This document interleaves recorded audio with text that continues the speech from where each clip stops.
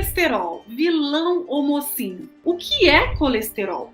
Então, a primeira coisa é definir o que é colesterol. O colesterol é uma molécula, na verdade, do grupo dos álcoois. Todo mundo pensa nela como gordura, né, Nutri? Mas ela é do grupo dos álcoois, né? Tanto que ela termina com ol. Pode observar. Todo álcool termina com o sufixo ol. Metanol, etanol, né? E aqui nós temos o colesterol. Então, ela tem esse grupo álcool também, né? Grupo éster também, colesterol, enfim. Mas é uma molécula fundamental à vida, uma das moléculas mais fundamentais para a existência de vida. E ela está presente nas nossas membranas celulares, ou seja, as nossas unidades básicas de vida, que são as células. Elas possuem membranas que revestem essas células e essas membranas são feitas, boa parte dessas membranas são feitas de colesterol. Além disso, ele participa aí de uma série de reações químicas também fundamentais à sobrevivência, à manutenção da vida. Entendi. Então, o colesterol, ele é tão essencial, né, como qualquer outra coisa na vida humana, né? O colesterol, então, não é, para começar, não é vilão. É fundamental para a nossa vida e o nosso corpo produz colesterol, é isso, doutor Cristiano? Exatamente. Ele é tão fundamental que o nosso corpo produz colesterol. Então, 80% do colesterol que nós temos no nosso corpo e na nossa corrente sanguínea, quando a gente faz aquele exame, dosa, né, os níveis sanguíneos de colesterol, 80% em média, é claro que isso vai variar de pessoa para pessoa, de etnias, então, mas no geral, 80% é produzido pelo próprio organismo. Só 20% até menos vem dos níveis sanguíneos, vem da alimentação. É uma menor parte. Então, o consumo de colesterol é pouco relevante, doutor Cristiano? A realidade é que né? A realidade é que o consumo de colesterol ele impacta muito pouco nos níveis sanguíneos de colesterol, né? Ao contrário do que se diz por aí. Essa é a realidade. Existem exceções à regra, algumas pessoas são exceções dessa regra, mas a grande maioria, né, a regra, ela é de que os níveis circulantes de colesterol eles são muito pouco impactados pela ingestão de colesterol alimentar. E então, realmente, o colesterol não é um vilão, doutor Cristiano? Não, pelo contrário, ele é um grande mocinho. Ele é um grande mocinho. O colesterol, ele é fonte de saúde, né?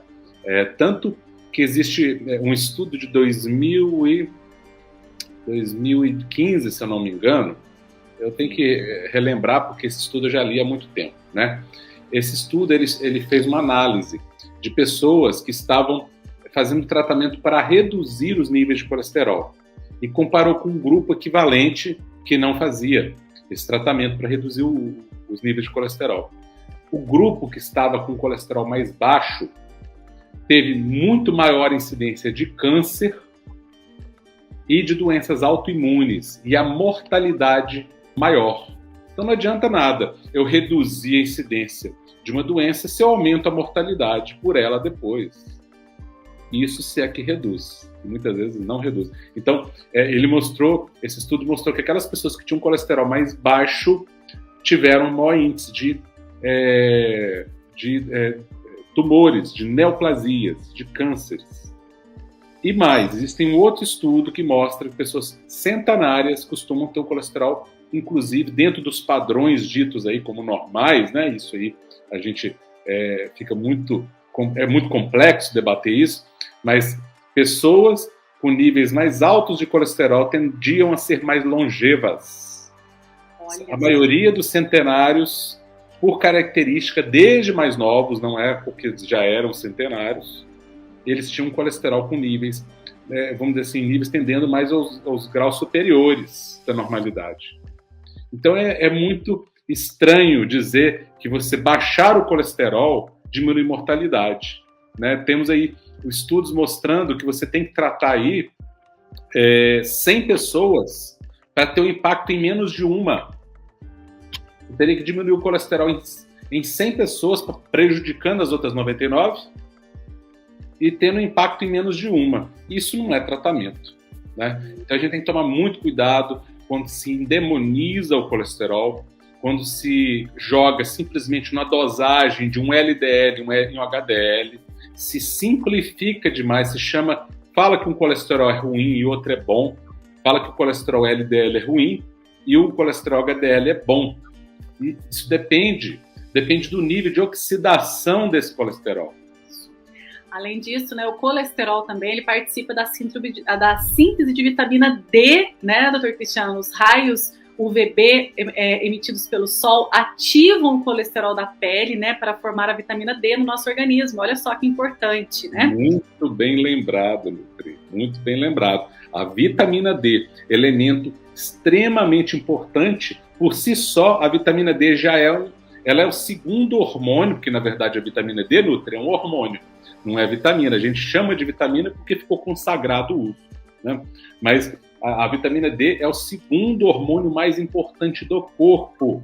Ele regula os nossos genes. A gente fala em epigenética, né, Nutri? A gente fala em desligar genes ruins e ligar genes bons. A vitamina D participa de vários processos desses. Só essa questão da vitamina D já justificaria todo o cuidado com o colesterol, né? Todo o cuidado em não simplesmente achar que precisa baixar o colesterol, que isso vai resolver para todo mundo. Existe um subtipo de pessoas, existe uma parcela de pessoas que precisa realmente baixar seus níveis de colesterol, mas eu posso garantir que é uma parcela muito pequena diante do quadro geral que nós visualizamos hoje em dia aí, né? De uma massa de pessoas fazendo tratamento para baixar colesterol, a grande maioria sem necessidade. Outro fato importante sobre o colesterol é que ele participa na digestão de gorduras, né? O colesterol é usado para formar aí os ácidos biliares, as substâncias necessárias para a digestão de gordura. Então, isso que nós estamos falando aqui são alguns dos pontos, né, da importância do colesterol que é produzido pelo seu corpo. Perfeito. Então, só aqui, ó, voltando, vou até pontuar o que a Nutri falou, isso é importante. Olha quantas funções do colesterol. A formação das próprias membranas das células. Então, esse colesterol está lá na membrana celular, fundamental. Né? Proteção do cérebro, do sistema nervoso central e periférico, dos nervos, das células neuronais. A gente sabe que redução de colesterol muito aguda pode provocar até episódios de demência. O colesterol participa na formação de diversos hormônios do nosso corpo, chamados hormônios esteroides, que são fundamentais para a nossa saúde, como a testosterona, o estrogênio, a progesterona, o DEA, que é o dehidroepiandrosterona, a própria vitamina D é um hormônio esteroide, né, derivado do colesterol, fundamental para a vida, para a saúde. Ele participa na formação dos ácidos biliares, né, dos sais biliares ali, que são fundamentais. Está na bile, né, para digestão de gordura. Então, a bile é feita boa parte de colesterol. Se ele for oxidado ou se ele for glicado, ele pode se tornar aí um problema. Não é isso, doutor Cristiano? Ele acelera o processo de depositação ali de gordura nos seus vasos sanguíneos. Mas só se acontecer essa oxidação ou se ele ficar oxidado ou glicado, né? Assim, ou seja, o verdadeiro problema não está no colesterol, está na oxidação. Isso mesmo. O problema não é o colesterol, e também a gente tem que pensar um pouquinho na resistência insulínica, né? Na exposição a poluentes ambientais, no tabagismo, no etilismo, no baixo consumo de frutas e vegetais, legumes, no baixo consumo de antioxidantes que protegem o colesterol da oxidação. Então, mais do que retirar o colesterol, que na verdade a gente não consegue retirar, porque pouca parte dele vem da dieta, né? Nós temos que pensar que a ação importante para que a gente tenha bons níveis de colesterol e para que ele desempenhe a sua função, você precisa nutrir o seu corpo. Nutrir como? Emagrecendo é o primeiro fator, diminuindo resistência insulínica, diminuindo exposição a poluentes, toxinas, consumindo mais vegetais, legumes e antioxidantes, porque aí esse colesterol não sofrerá a oxidação. Na verdade, o nível de colesterol interfere pouco na obstrução. O que vai definir se essa pessoa vai desenvolver uma obstrução arterial ou não é o nível de inflamação que ela se encontra, o nível de inflamação que ela possui. o nível de oxidação, de estresse oxidativo. Isso tem a ver com contaminação ambiental, com toxinas ambientais, tem a ver com excesso de peso, porque toda pessoa que está com sobrepeso ou obeso tem algum grau de inflamação e, portanto, tem a inflamação crônica silenciosa, e olha a palavra, silenciosa, ela só vai dar sinais quando muitas vezes já é tarde demais. Por exemplo, um sinal tardio, que muitas vezes já não tem mais o que fazer, muitas vezes não, sempre, né, é a morte súbita, por um infarto, por exemplo. A pessoa pode ter, primeiro sinal de inflamação crônica dela já pode ser um infarto com morte súbita. Ou um infarto sem morte súbita, mas que vai gerar algum problema no músculo cardíaco, no miocárdio, né? Então, essa obstrução arterial ela é promovida pela inflamação, pela resistência insulínica, pelo estresse oxidativo. O colesterol só vai lá para tentar sanar o problema, para tentar vedar o problema. O pessoal alega que o excesso de colesterol é que promove o entupimento de artéria, quando, na verdade, a presença do colesterol na placa é simplesmente uma tentativa de socorro. O colesterol está lá para tentar socorrer o que é o verdadeiro vilão, o que é o verdadeiro bandido. Mas como toda vez que você vai lá na cena do crime, que é a placa de obstrução, a cena do crime mais famosa, né? A placa de obstrução arterial, o colesterol está lá, então ele é o culpado. É a mesma coisa de você ir numa cena de crime e toda vez a polícia está lá. E você alegar que é a polícia que foi a causadora do crime. Isso não tem menor cabimento, não tem menor lógica. Vale ressaltar, né, que quando nós fazemos os exames de sangue, né, vemos ali, né, LDL, HDL e VLDL. Estes marcadores não mostram colesterol, né, mas sim as lipoproteínas que transportam o colesterol. Perfeito. Muito se fala ali de LDL, que é ruim, que causa infarto, que o HDL é colesterol bom, que protege as artérias, mas na verdade não é bem assim, né?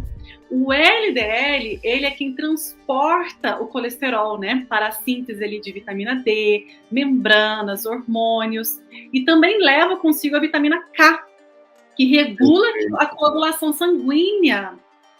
Mas se ele for atacado por um radical livre, como por exemplo de glicose no sangue, quando a pessoa consome alimentos errados que aumentam muito o nível de glicose no sangue, aí sim ele pode se tornar uma substância estranha. Então tem todo um fator aí, né, que pode oxidar essa célula ou glicar essa célula de LDL. Já o HDL, né, doutor Cristiano, é sim um protetor, porque ele pega aí o colesterol dessas células e leva para o fígado, né, para que ele seja eliminado, ou para formar os ácidos biliares, né? Exato. E também ele leva para o intestino, permitindo aí a expulsão pelas fezes. Então, na verdade, pessoal, o colesterol não tem que ser o mocinho ou vilão. A gente tem que entender, né, as suas funções e o como tratar para que ele seja produzido da maneira certa. O LDL é um complexo que tem colesterol, triglicérides e proteínas, que a gente chama de apoproteínas.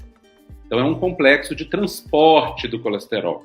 É diferente. O colesterol é uma molécula que só tem um tipo, só existe colesterol, igual a água. Não tem uma água X, água Y. Água é água, colesterol é colesterol. Então existem esses complexos, né, VLDL, LDL, VDL, que fazem um papel de transportar esse colesterol do fígado para os tecidos e dos tecidos para o fígado, vamos dizer assim, de uma forma bem simplificada. Mas é bem isso mesmo, né? Então o LDL, ele transporta o colesterol do fígado para os tecidos, isso é fundamental.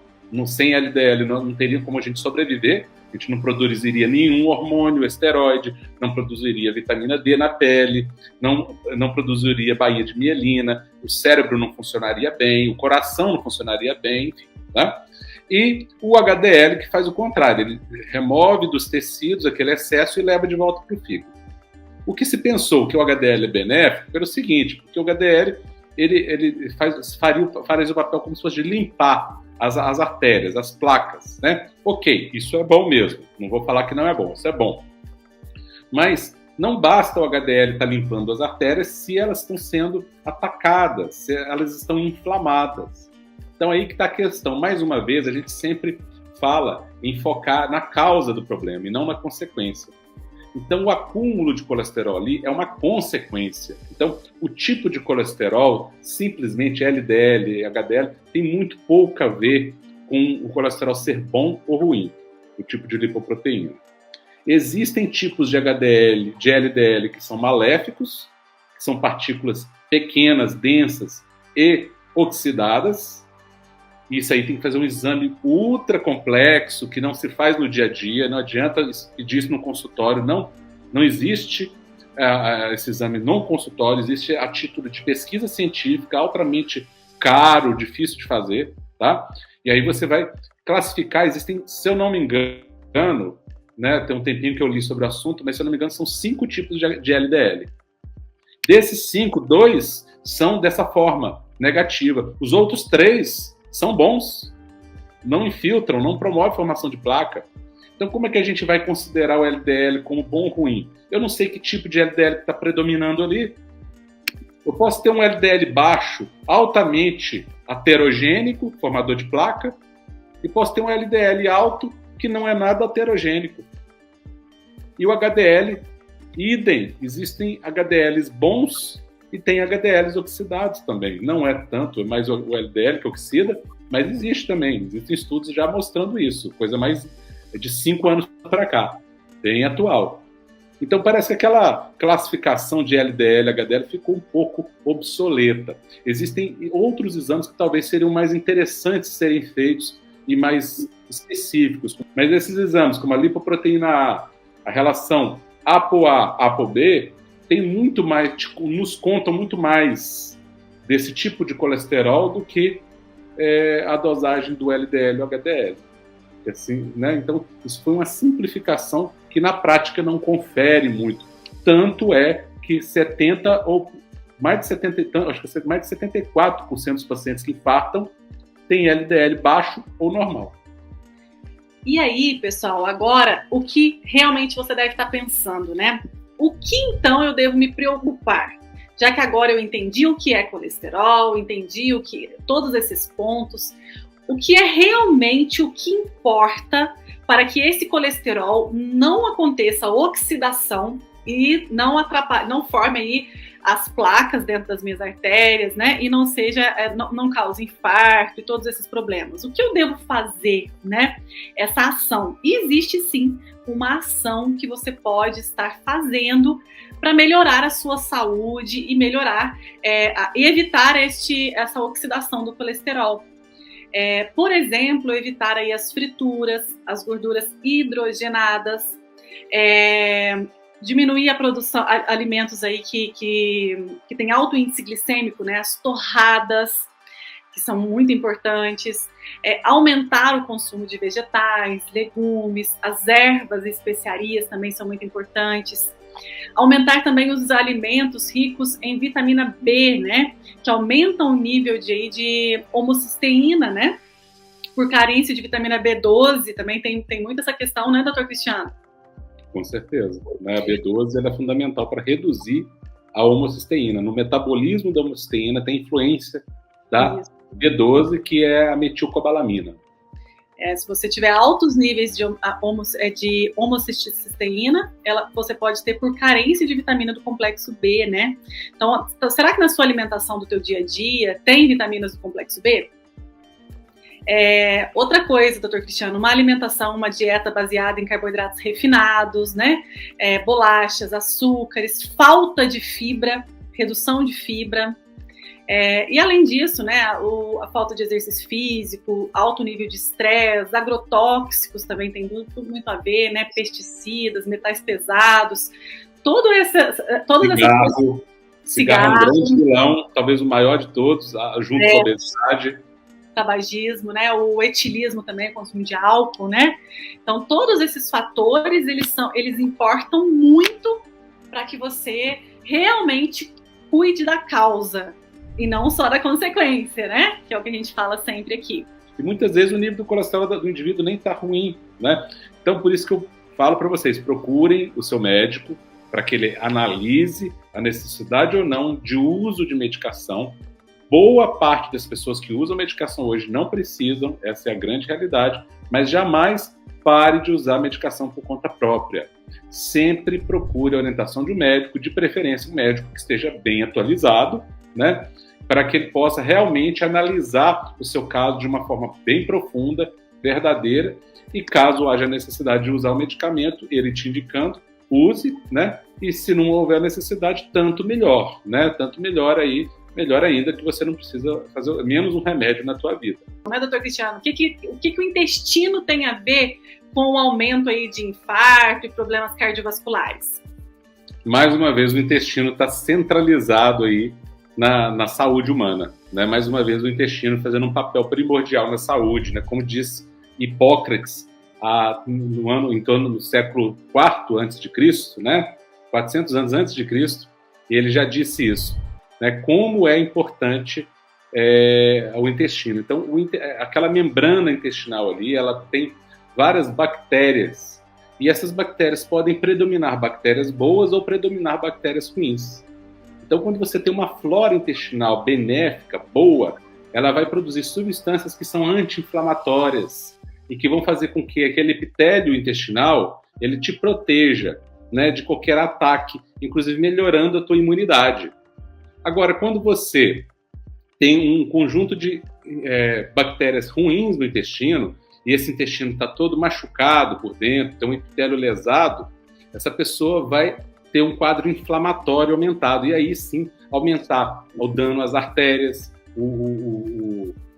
aí sim você vai ter a formação de placas de ateroma, mas não pelo colesterol, mas sim por ter uma membrana intestinal danificada, por ter uma microbiota intestinal ruim, né? E aí sim isso vai causar problemas seríssimos no organismo. Então, a saúde intestinal ela impacta diretamente na saúde das artérias e nos níveis hormonais.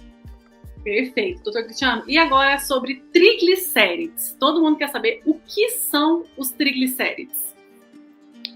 Os triglicérides, na verdade, são uma comunhão de uma molécula de glicerol com 3 moléculas de ácidos graxos, que é uma forma de gordura.